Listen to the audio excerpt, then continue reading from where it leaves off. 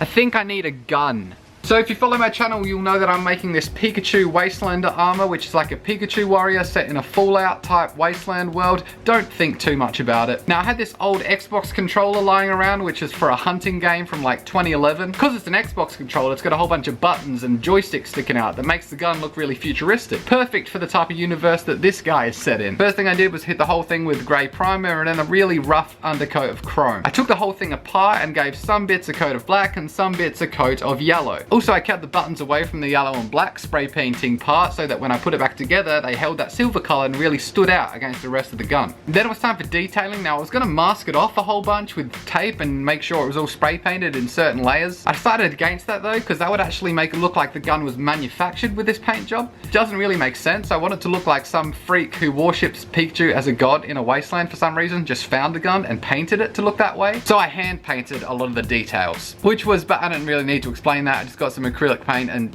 painted stuff. Then it was time for weathering. I did a whole bunch of different stuff for the weathering. One weathering method I like to use is just watering down black acrylic and then just rubbing it over with a cloth. If you do this method though, make sure you give a clear coat to any details you've done with that same acrylic paint. Because if you do some awesome Pikachu drawing and then you do the weathering and you haven't done a clear coat, you'll just rub that off when you rub in the weathering. I also had an Ash Ketchum figurine and I harvested some parts of him to add on to the Pikachu gun. Anyway, so I did do the clear coat stuff. I did the weathering with the acrylic. I also did another weathering method where you spray silver on some cardboard or something. Then you just gently dab a cloth in and rub it right along the edges. Do it on the edges that would be most likely to be rubbed against stuff or touched. It's to make it look like the paint has worn off on those edges. They're the contact points of the gun, the stuff that touches other stuff. The last weathering method I did was something I haven't really done before. I just got glue and put it in some crevices and just threw dirt in it. Pretty easy and it's pretty cheap. I don't know why people buy modeling dirt when it's just like the ground is right there. And then it was complete and here is the dramatic reveal.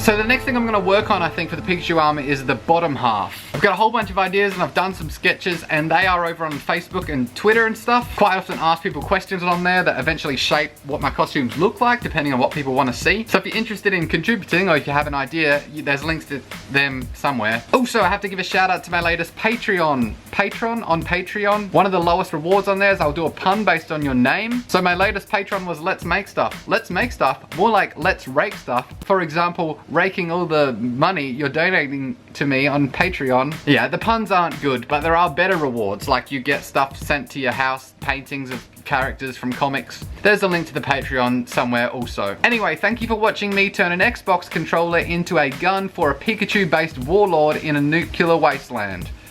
I have a very niche subject matter on this channel.